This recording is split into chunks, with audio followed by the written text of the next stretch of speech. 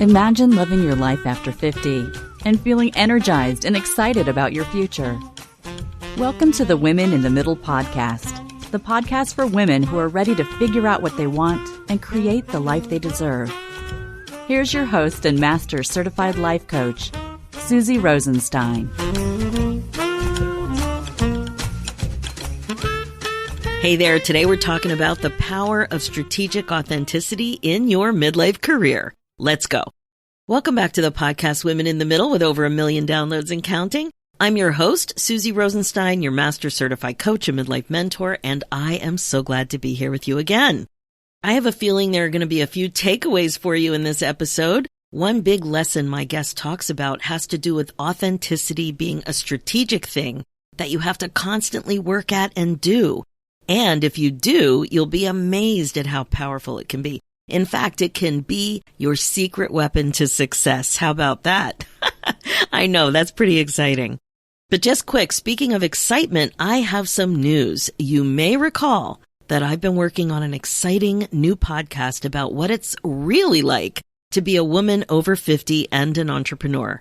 Well, it's almost here. To celebrate the launch of Women in the Middle Entrepreneurs, you are invited to join me on Zoom for a launch celebration with prizes. So head on over to www.susierosenstein.com/party to get on the invitation list where you will get all the details. Okay, now let's dive in because I have a treat for you. Today's podcast episode is about the power of strategic authenticity in your midlife career with Erin Hatzikostas. Erin is a former corporate CEO turned professional pot stirrer. Recently called an up-and-coming Mel Robbins by the founder of the Keynote shop, Erin is an internationally recognized leader on the impact of authenticity in the workplace. The CEO and founder of Be Authentic Inc., Erin is a global keynote speaker, the best-selling author of You Do You-ish, the co-host of the podcast Because Work Doesn't Have to Suck, and a coach-sultant. Her TEDx talk was one of the top 20 globally most viewed TEDx talks released in 2021. Her talks have reached hundreds of thousands of people, and her thought leadership has been featured on ABC, CBS, and published in Business Insider, Fast Company, Well Plus Good, among several others. Her company also conducted a national study on the impact of authenticity in the workplace. Erin shares a ton of amazing ideas, perspectives, and insights to help you leap forward, including the compromise calculation and what she calls the 50% rule. And that is just the beginning. I know you're going to get a lot out of this interview, so please enjoy. Hi, Erin. Thanks so much for joining me today on the Women in the Middle podcast. I love it. I love being in the middle.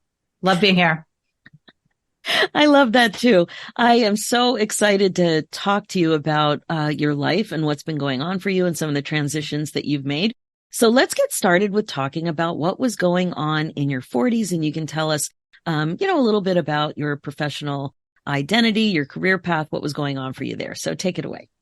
Yeah. I mean, the 40s, like a lot of women, things were going really well professionally. When I say professionally, because life was also crazy, right? Because in our 40s, we're also typically dealing with children and, staying married and all of that fun stuff. But yeah, for me professionally, really, quite frankly, it hit my stride. And look, I am not perfect. I mean, my first career, I started out in an actuarial training program, and spent 3 years taking exams and 3 years failing exams. And so, I think it's really important to know I was ambitious and I was always fairly smart, but I wasn't this person that was like, I'm going to do whatever it takes to get, a sweet position or an executive position or what have you. But I always just wanted to grow. And so in my 40s, I had found myself, actually in my late 30s in a division of a Fortune 50 company. And I had been working my way up within that organization. They had acquired this company. I, took a job over there, and basically every year when somebody else would leave, they would be like, well, I guess maybe we should give it to Erin. Right. And so I accumulated things by doing, I guess, good work, and eventually, actually got a phone call. I think this is a really important story for your audience. I got a phone call on a Friday from our COO. And he's like, this is kind of heavy for a Friday, but I've decided to leave the company. And I want to know if it's okay if I put your name forward, to take my role as the next COO. And Susie, I paused and I replied so quickly. I was like, no, thank you. And what happened in that moment that I, of course, didn't realize, but I ran something called the compromise calculation. And I know a lot of people do it. And that compromise calculation is pretty simple. We just sort of assume that anytime our career goes up, there's a hard-coded line that everything else goes down. And so I quickly thought, well, I would get more authority and more money. At the same time, I would, have less time with my children, more risk, with my partner, my spouse, less time to be healthy and to work, right? It was sort of like, and I was in a position where I had a good job. I was making decent money, right? But I wasn't super stressed. I had sort of strategy and marketing product, right? I didn't have that thing, those departments where everybody was screaming at you and so, I said, no, thank you. And then, we had a conversation and, he said the proverbial, think about it over the weekend, just give it some thought. And so I thought about it over the weekend. Of course, I asked a million people, like waiting for somebody to tell me the answer. And it was all over the board. I mean, it wasn't just, some were like, go for it, girl. And some were like, oh, I wouldn't do that. Like, that's going to be, a lot to manage the kids and blah, blah, blah. And the thing that hit me that is, if there's one thing, quite frankly, your audience hears, it's this. It finally hit me that the reason I said no thank you was sort of picturing my life and my work as those other executives, right? Because I was going to be stepping into the executive role. So I pictured, the men that were on the planes all the time, the women that maybe got divorced, the guy that had the heart attack, I sort of pictured and the formula that they would use. And it hit me, you shouldn't not do something because you hate the way it was done before. Instead, you can do it your own way. Now, I had been doing it my own way the whole time, but I didn't know that. That's what was my success. It's not like all of a sudden I picked up a new strategy, but I got myself through that decision. So one, I think that's important to hear, whether it's in the corporate world or you're transitioning out, like just because even if it's somebody like, oh my God, I love Susie does, life and weight coaching, but you know what? I don't really love that she has to do X, Y, and Z, that she has to do a podcast to, get her name out there or whatever. You don't have to do it the way Susie does it. You don't, you can emulate people, but you can do it differently. So long story short, I ended up coming back. I said yes. A year later, the CEO got reassigned and they put me on as interim CEO, of course, right? Like heaven forbid they just give me the role. And they basically said, we're going to go look for other candidates, which I heard as we're going to go make sure there's nobody better. And over the next 3 months, I was like, at first I was mad. And then I was like, well, yeah, I'm going to test you out too. I don't know if I want this. Right. And also it was the best thing could have happened because if I would have just gone, up against other people with resumes and in interviews, I probably wouldn't have won. Like on paper, I wasn't probably, the best for the job, but I was like, well, while they're doing that, I'm going to run the business. I'm going to kick so much butt that they have no option other than to give it to me.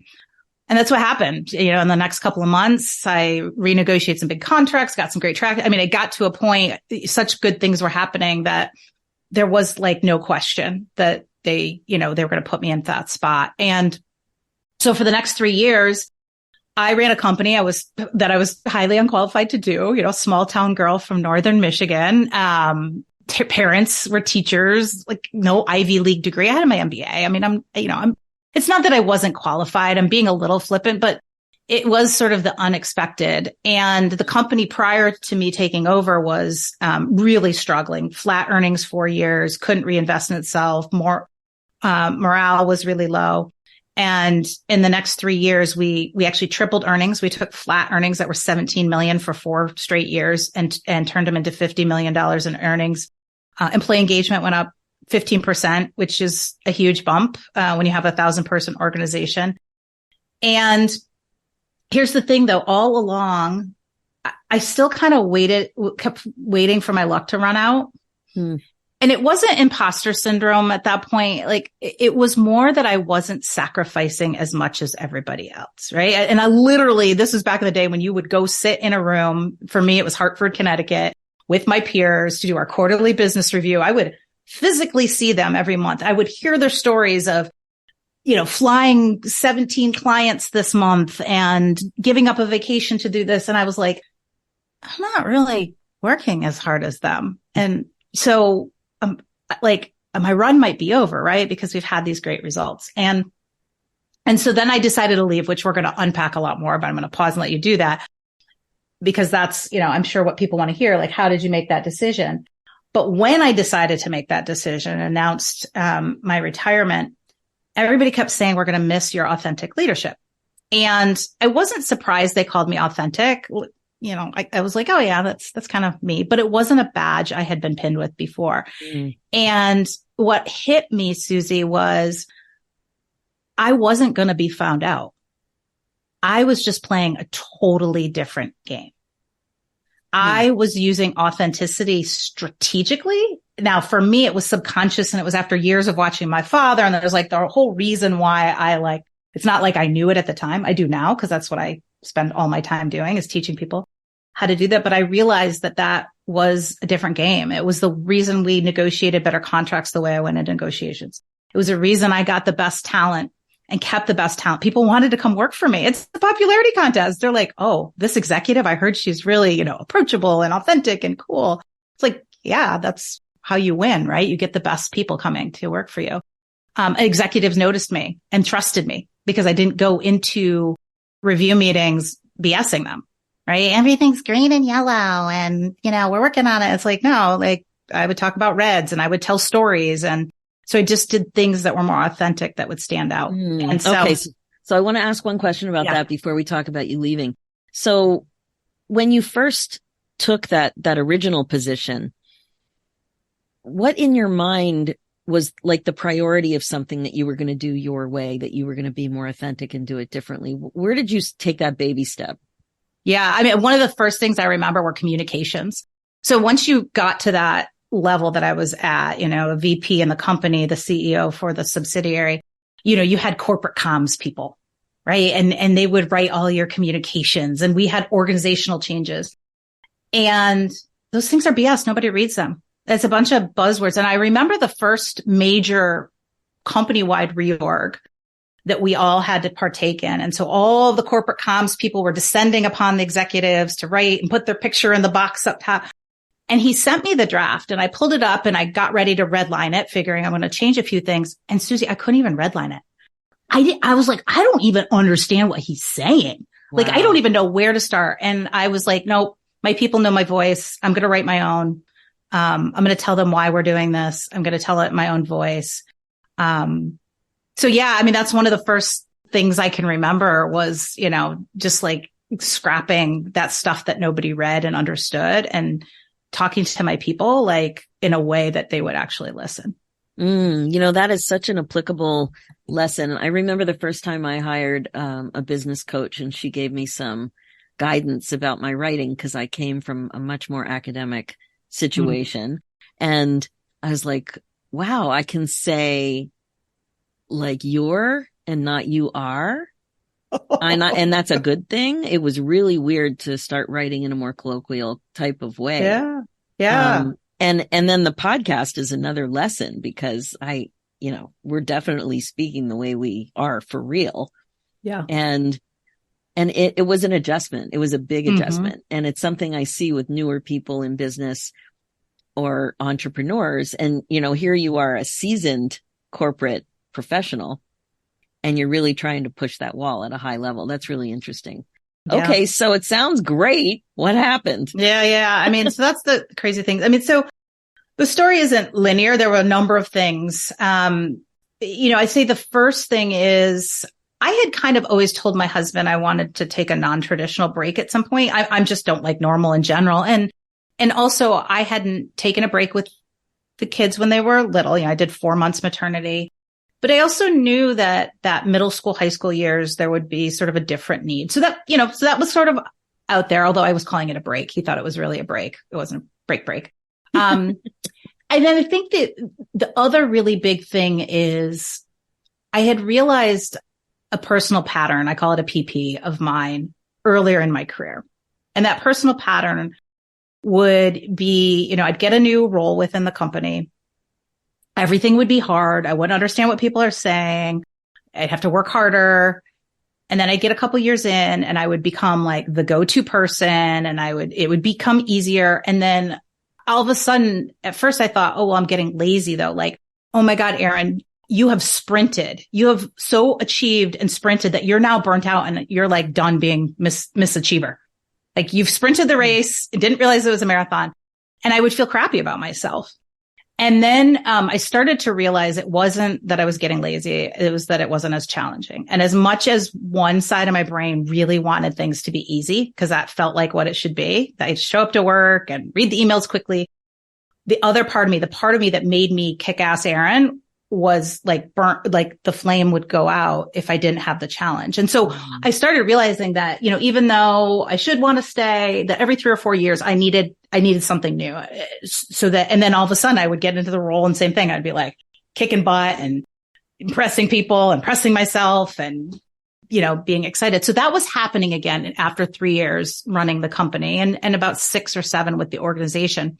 I felt like I'd kind of led this turnaround.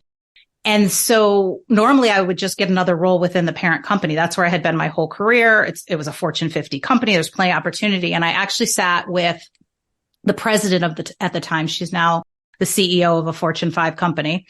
And I sat in her office. She was a big sponsor of mine. And she kept throwing things my way. Like, what if you do this? What if you do that? And it was like being at a restaurant and trying on the menu in your head and nothing tasting good. And I was like, oh crap. And so I started to realize that exponential drive and learning and excitement wasn't going to come from there. And so, it was sort of that like I'd been there 22 years. Each year I felt like it would be harder because I didn't know what I wanted to do. I didn't know if I was going to go run a smaller company. I didn't know if I was going to consult. Like I had no idea what it was. I just knew I wanted something with more breathing room for the kids and different. And so I'll never forget. So it was all in my head, like it is for your listeners, right? Like you're probably thinking about all the time. And then like 1 minute you're like, hell yes. And then you're like, oh, that's really stupid. And that's where I was. And I went on a business trip and I sat next to this woman and, she had been in corporate for about 10 years. And then she, started her own company. And I just kept asking her question after question. And I was just intrigued and she seemed so happy. And so finally I stopped asking her questions and I said, I'm sorry that I'm asking so many questions, but I've started thinking about maybe this is time for me to do something new. And as soon as it came out of my mouth, Susie, I was like, well, that's really stupid. Like that's a really stupid idea. And I told her, I said, well, that would be stupid right now though, because my reputation's at an all-time high. And, why would I go and do something now? Like and she just looked at me so succinctly, so matter-of-factly, and just said, who says this is the top? And I was like, and in that moment, that metaphor came so to life so quickly. And I was like, crap, I don't know what it looks like from other mountains. I don't know what it feels like to hike the other mountains. And, that one single thing kind of gave me the courage to go do it. And on top of that, things were good. My reputation was high. So worst case scenario, I left and I came back. I knew that I would have an opportunity. So I felt like the risk really, it was a bigger risk to not know what it was like to be on those other mountains than it was to, sort of fall from the mountain I was already on. I love what you were just saying because really you were sensing that finally that there's a cost. There's an actual cost to not seeing what it looked like from that other vantage point that you didn't even dare to dream about. It's so interesting that you thought you were at the pinnacle, but that's just artificial. And I think so many of our listeners do too, right? I mean, whether it's in corporate or maybe you're even running your own business and you're in a certain industry and thinking about another one. And I think we're so scared that once we've had success of being an idiot and sort of throwing it all away because we think it is this linear game. And the reality is everything success that I had, I mean, I'm totally leveraging that success in my new role and in my, my new profession 100%, right? But I'm doing it in a way that's different, and actually, I think, using more of my power than if I would have stayed doing what I was doing. Absolutely. And I love that you really sensed, you started to pick it up, and that you gave yourself, I guess, grace to hear and feel what you were noticing about, being a little demotivated and needing that challenge. That is such huge insight about yourself. To go from lazy to needing challenge is a huge shift in the way you're thinking about your strengths. Yeah. Yeah. And, I don't talk about it often, but there was a little sprinkled in there, which I just kind of alluded to, that I felt like I was meant for more. And it was sort of like, not just I was better than everybody else. I thought I was a good executive. I didn't think that I could become the best, because it does take a lot, right? And so while I felt like it was really good, and obviously did a good job, running that company for 3 years, my strengths, I kind of knew, and I didn't know exactly what it was, but I'm meant to write. I'm meant to be a keynote speaker, like those things that I actually didn't find until I gave myself space. But elusively in my head, I thought I've got some kind of charismatic qualities. I've got I'm a deep thinker. I have some things. I don't know how to use them, but I feel like I'm meant for more, and I got to go figure out what that is. Okay. So you were kind of hearing or feeling that whisper of, it might even be entrepreneurial. Was that coming in? That's what I'm sensing. It was. I mean, because that was so different. But the funny part is then, so I have this moment with this woman that's so transformational. And then I get very practical, and I run into, not literally, we were doing some business together with this guy that I had worked with at the company years ago. And he had been out doing kind of all the different things I was thinking about, consulting. He'd been at a small startup, right? Like something that was different than what I was doing. And I actually write about it in my book that's coming out next year. I'll call him, James, his pseudonym. And I called up James. It was like the first time I'd really had a practical, like, give me some advice. You've seen all the things. And, you know what he told me immediately when I got done puking out all my thoughts? What? Don't effing do it. Don't effing do it. And he didn't say effing. Yeah. And, it's so interesting, right? So then I was like, oh my gosh, maybe I shouldn't. And he was, his rationale was like, I don't know, in startup world, you run into a bunch of jerks, and there was all these reasons. And luckily I had a coach at the time. Coaches are valuable, people. Very, very valuable. I just happened to have an executive coach for the first time. And, we had our session planned, and I sort of had my normal agenda, prepping for a big quarterly business review and, businessy stuff. And then I was like, Carolyn, I got to tell you about what I'm thinking about and this conversation I had. And I was ready to write off all those dreams I had. I was like, oh God, that would have been disastrous. He's right, And I don't remember her obviously giving me the answer, but I just remember her slowing me down. It's just such the value of a coach, right? Slowing my freaking brain down. And she said, well, what do you think of it? And just sat there, right?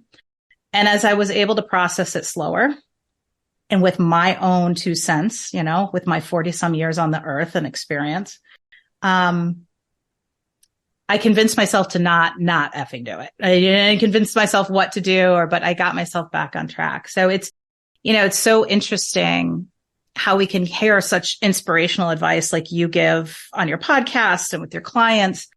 And sometimes, all it takes is some bad advice. It can really throw us the other way. And that's part of my next book, The 50% Rule, which, we could talk about. But, it's really important that you hear all of those things, but you only take about half. You only take out about half of what you hear, because if you start to, listen to everything, including what I say today, only take half. Curate the rest with your own thoughts, experience, ideas, etc. It's so, so important. Yeah. And just allowing yourself to be curious, like the coach was the way you got coaching. It allowed you to lean in a little bit more. And when you're curious and slow down, you can actually catch those thoughts. Yep. That is very interesting that the other person said, don't do it. And, I'm so glad you spoke to her that day. That's great. Yeah. Yeah. So tell me more about what happened next and what space and grace to wander and explore meant to you. Yeah. So, I mean, first of all, I say space and grace. I am the most unspacious person because I like to go, go, go. So truth here is before I even retired, I was already starting this software company that I had an idea for because I like to go, go, go.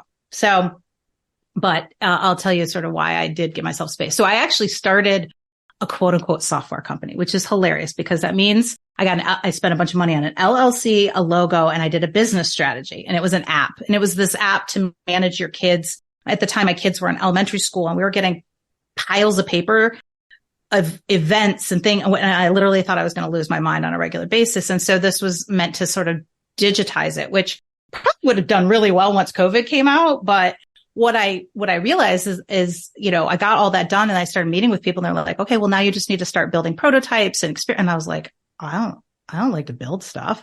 Like I like to create stuff, but building real tangible stuff, and so what sounded like a great idea wasn't. And then meanwhile, I had, the space of like career leadership development, et cetera, which I'm sort of in. I'm more of like a business, growth coach. But I do a lot of talent work, et cetera. I had poo-pooed because I was like, they're a dime a dozen. There's a million, leadership companies. And I'm not a dime. Like I'm a unique person and I don't, and I'm also a business person. So I was a little snarky. I was like, those are mostly like HR people and that's not me. And so I ignored it. But then I thought, God, I got so many things to say though. And so Susie, I would go sit, my son plays hockey, which I know you're Canadian. So I'm guessing at least one of your boys must have played hockey. You know what's so funny? They didn't. I thought they should because my husband played hockey and I'm like, well, we're in Canada. I think it's what you have to do. Yeah. What you shouldn't do, the shoulds, I guess. So yeah, but they didn't like it. None of them liked skating. And, it's so no. That's so funny. So good for them for not doing, you shouldn't do the shoulds. You shouldn't should on yourself. It's a social thing though here. It definitely is. Oh, I bet. Yeah. A lot of kids are playing hockey. Yeah. I bet. Well, so my son did hockey and I would go sit at the rink and I broke out my laptop and I just started writing blog posts, like draft blog posts. And I, at the time, did not consider myself a writer. I was a math major. I majored in statistics. Like writing was, across the pond, even though I failed in actuarial, but I had a lot to say. And next thing I know, I sort of looked up from that cold, icy bench that I'd been sitting on for months. And I had written like 50 some pages, probably, 15 plus blog posts. And I thought, well, gosh, I have a lot to say about a lot to say. And then I just started listening to podcasts and I actually hired another coach on my own.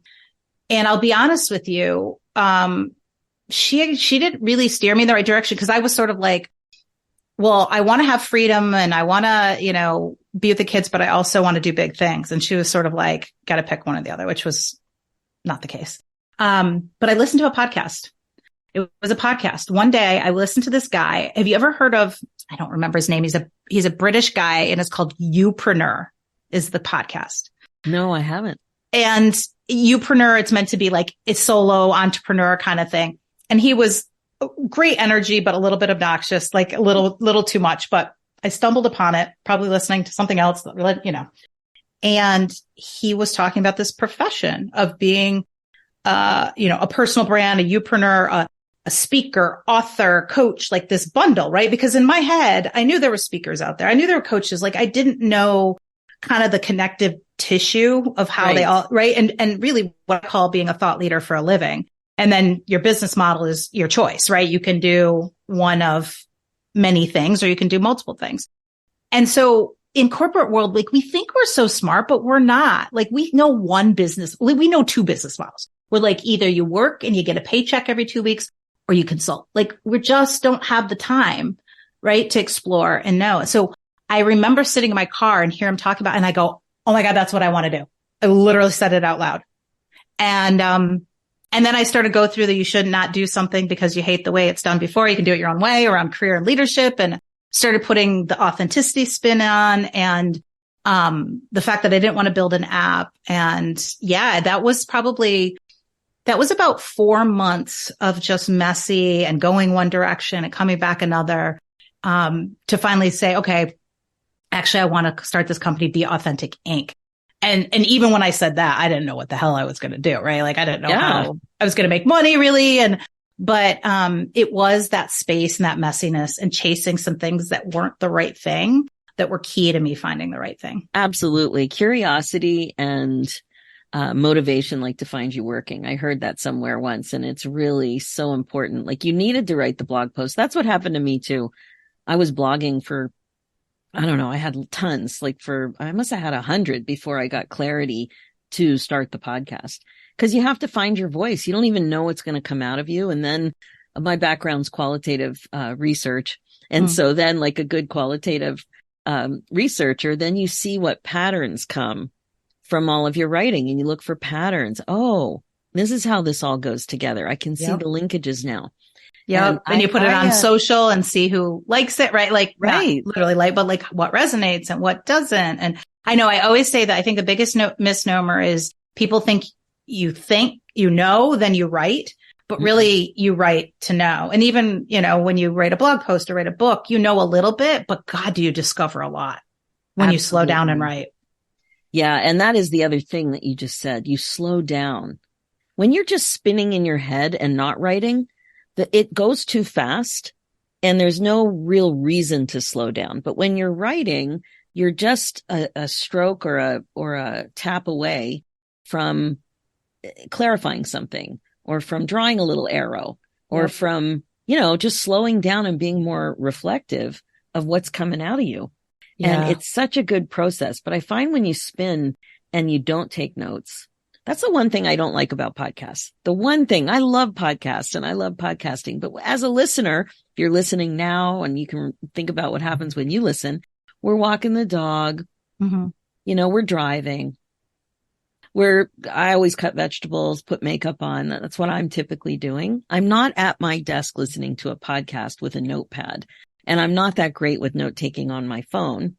And so there are times where I really don't remember what I wanted to remember from the episode because I'm not allowing that slowness. I'd have to be really disciplined and hit the go back 15 seconds or whatever to do it. And a lot of times you can't. So I love podcasts for so many reasons, but sometimes I have to go listen to it again to really take the note that I wanted or to follow up. Do you find that? I mean, I would say yes. And the silver lining to that is it goes back to the 50% rule. If you took notes on everything, the risk would be that you thought, okay, I've got the formula. Now I've got to go execute it for how to leave my job or to, whatever you're sort of learning. And that's where things get actually really detrimental. So I think the silver lining is that when you listen, really it should be those one or two things that naturally stick with you. That's, that's the 50% you keep. It's technically probably like 5%, but, right. you get the concept. So I think in that sense, it forces us to curate and only remember the things that matter to us most so that we don't find ourselves, I love that. chasing, copying. Love it. Heading down that rabbit hole. Yeah. That's so good. So tell us more about the 50% rule and why it was such a big deal for you to create a book. Yeah, I know. I can't believe it. I've got 60,000 words written. I actually just signed with a publisher on Friday. So I'm very excited. We are launching next year. Yeah, it's really weird. It's the simplest, stupidest rule. So how the hell did I write 60,000 words about it? So how it came about, I've spent the last 4 years talking about authenticity and how it's tangible and how it can be your secret weapon to success. And so I've done quantitative research. I did the TED Talk. I wrote You Do You-ish, my first book. And that's what I speak on, I coach on. But yet, as I was at the same time being an entrepreneur, so I was learning exponentially. So I was super knowledgeable in what I was teaching and super green and right in how I was running my business. Right. So I was meanwhile like soaking up. And I found myself constantly hitting these walls. And it was a couple different times where I would learn about part of these programs. I would invest in these programs and they would tell you every single step you need to take to be, to make money while you sleep and to get more speaking clients.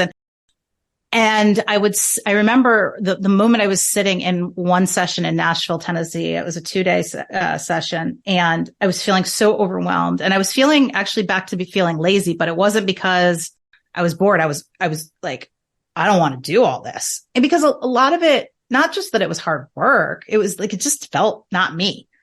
It just either I felt like, does that really work? If I'm a consumer, I wouldn't like that. Or I had no space to exercise my creativity muscles, which is part of my engine. Right. And I was sitting there and I just remember thinking to myself, what if I just 50% rule it? And it sort of like came up in my head. And I was like, what if I don't feel frustrated and throw it all out? What if I only like take about half of it and the other half I do Erin way? Like, I'm super creative person. I'm a big believer in like, talk triggers like Jay Bear, right? Like marketing with things that are unique. I'm not the do it harder, better person. I'm the do it different, you'll stand out kind of person. And so I sort of said it to myself, it helped me. And then it just kind of grew from there. I had people come to me and I was like, well, what if you 50% rule it? Like, I felt like every time somebody had a problem, I was like, what if, and they're like, huh? And I would explain, well, simply, only take about half of what you learn or the formula or whatever. The other half, you do it your own way. And they would just get so unblocked. And so I kept doing that. And whether it was coaching or friends, et cetera. And then I was like, well, gosh, this is really impacting people. So I started taking notes on my phone for a potential book. I was like, this might be a book.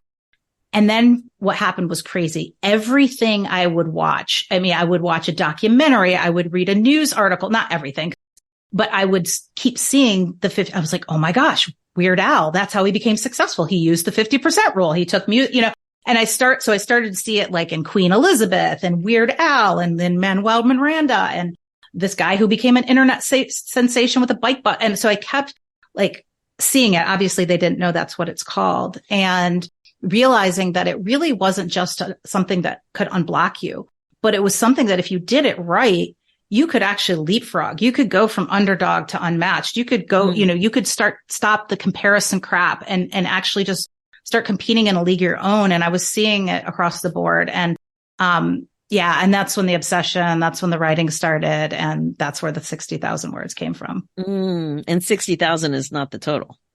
There's more that's coming. No, 60,000 is about the total. No, I'm 97, 98% written. Oh, wow. That's amazing. That's the crazy part too. This was really cosmic, kismet, weird. I don't know what the right word is. So my first book, because I don't want to be annoying. Like people, writing is not easy. My first book, it was painful, right? I would write like crazy. That I wouldn't go back and look at it because I thought it was probably shit. And then I would give it to my book coach and then she would make me do a bunch of painful edits and I would be miserable. And it was very hard. It was very hard. And in fact, I got it almost done and I just like closed my eyes and punted it. And it was like, here, you take it. Like, let's be done with this. This book was different. And it was weird. I even write it in the last chapter. Like I started calling the book my BFF. I couldn't wait to write it. I would go to hockey practices and I would sit, whether it was in the rink or at Panera, and I would be so excited that I had an hour and a half to myself to write. Like I would sometimes be caught in my office at night before I went to bed, just in it for a little bit because I missed it. And I really believe like from a macro perspective, the rule, because I used the rule to write it, right? I did things differently. Even my book proposal, I 50% ruled it. Like, but there's something really magical that's in this book. And it almost, I don't want to say it wrote itself because that's super cheesy, but I wrote it with such joy. And that's what I love about the 50% rule the most. It isn't the success. It isn't the barriers you get over. I think it helps people create and follow big, audacious goals in a really fun way. And it takes discipline away and it makes it, it turns it into desire. So that's my super corny, cheesy part, but, no, I love it. And that's what I'm hearing. It's permission. You're giving people permission to do things in a joyous way that typically feel like a grind. They do. And it's funny because a lot of people are like, oh yeah, that's a great idea for a book. And then I know they're thinking, got it. Why would I read a book? But I even tell stories about while I was writing the book, the said author and expert of the 50% rule where I got caught not using it, in different parts of my life. And part of it's personal. So it's one of those things where every once in a while, something so powerful, you kind of need a book to just really cement it in your head.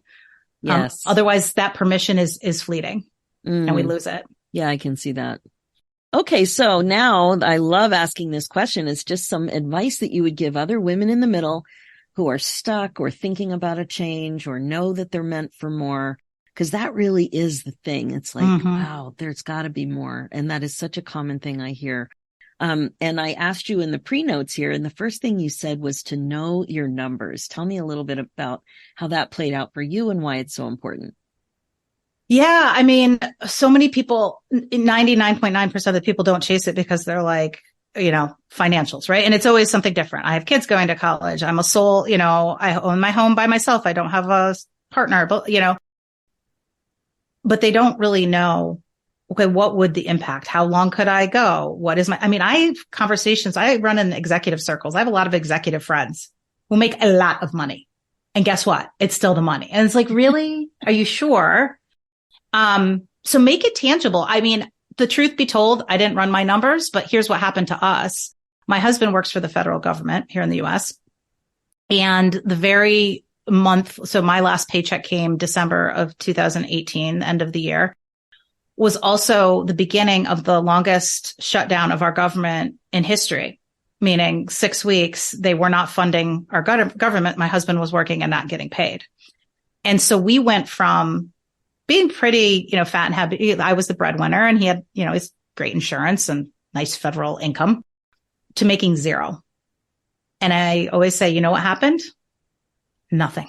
We were okay. I mean, now granted, this was 6 weeks, right? And yeah, exactly. Yeah. We had to use our savings maybe for an mortgage payment. But it wasn't what you expected. And I know what you mean. Yeah. Like the worst case scenario I always think about is I'm going to end up, like if something bad happens, going to end up under a bridge with a shopping cart.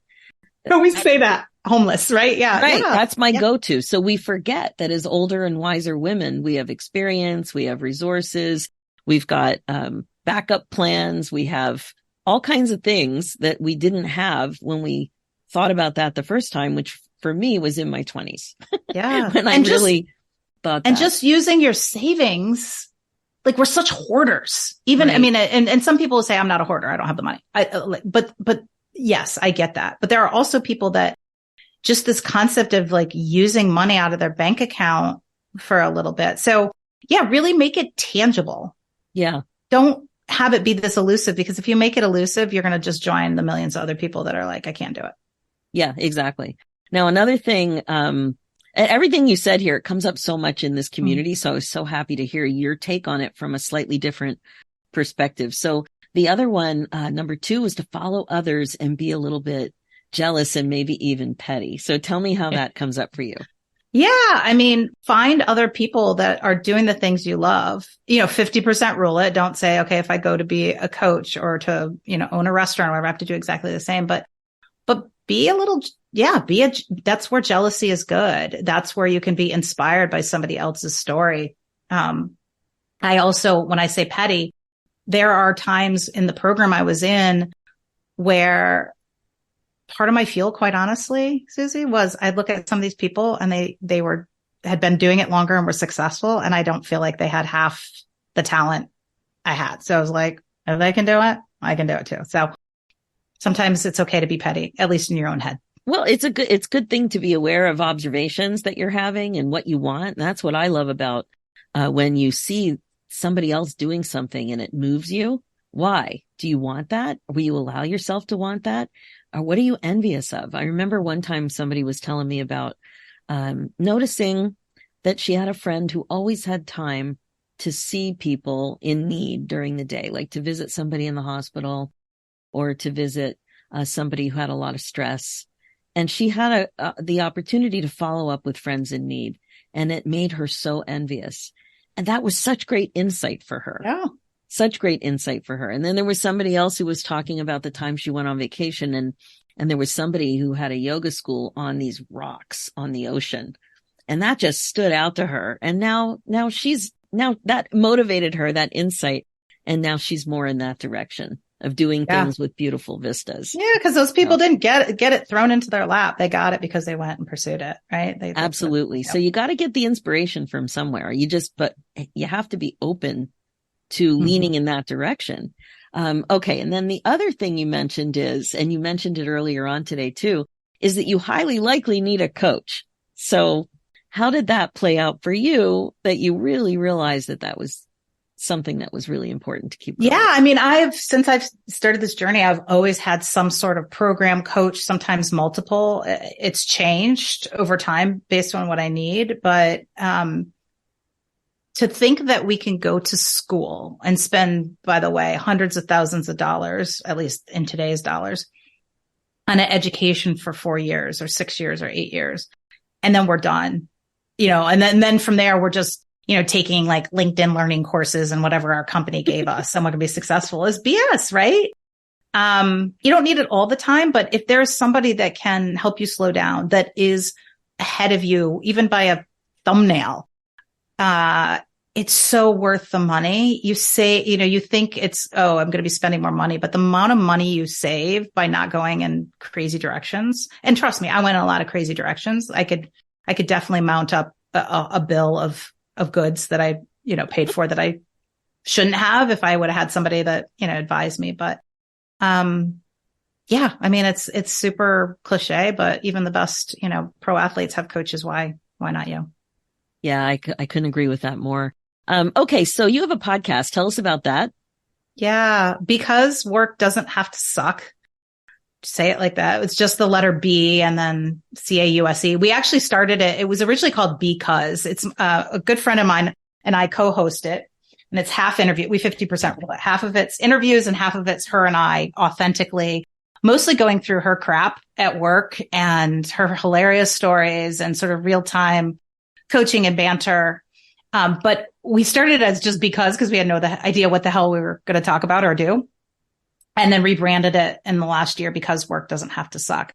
Yeah. And we're just really focused. We're focused primarily on, we say Gen X women leaders who are in corporate and they're bought in, but they're fed up. So it doesn't mean that they're necessarily have to leave and transition, but how can they make their leadership more authentic, their career more powerful and do it their own freaking way? And so we're always focused on not normal, inspiring through stories of people that have found ways to do it their own way and be bolder. And we have a lot of fun. And Nicole's a riot. She's so unique. She's Yale, Johns Hopkins grad, super, super smart, and probably one of the most screwed up people you'll ever meet in your entire life too. So it's a great juxtaposition, and she's a great friend for bringing it all to people. So we have a lot of fun. That sounds really fun. How can people best get a hold of you?